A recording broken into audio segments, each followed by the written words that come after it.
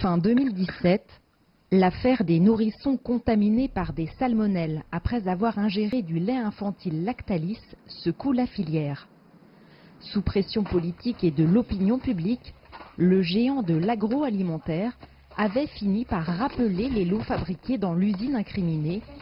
Mais 9 mois plus tard, de nouvelles accusations viennent d'être lancées, portant cette fois sur du lait utilisé dans des préparations industrielles, malgré les interdictions en cours. Des informations recueillies par l'association des familles victimes du lait contaminé aux salmonelles.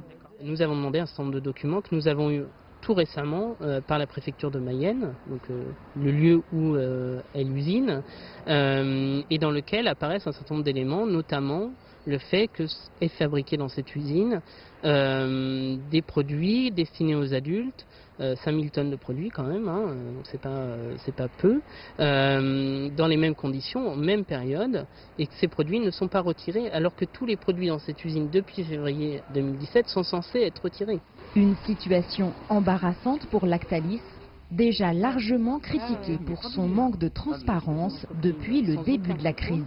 C'est un vrai scandale. Voilà, on découvre là que Lactalis a, semble-t-il, écoulé des milliers de tonnes de produits, là aussi à l'exportation, hein, pas simplement en France, mais aussi à l'exportation,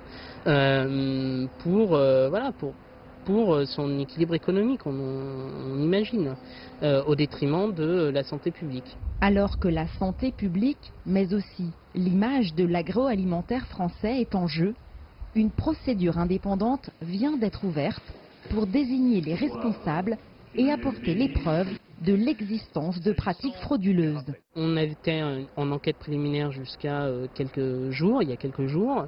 Un certain nombre de perquisitions ont eu lieu sur les sites de Lactalis, et désormais un juge d'instruction est désigné, pour lequel on attend beaucoup évidemment, puisqu'on attend d'accéder à l'ensemble du dossier, d'être entendu par la justice pour pouvoir dire ce que nous avons à dire, et de pouvoir contribuer à cette enquête qui, nous en sommes persuadés, contribuera à, en tous les cas, savoir qui est responsable. À présent, toutes les parties sont dans l'attente d'un éclairage complet de la justice sur le mécanisme de responsabilité dans ce dossier.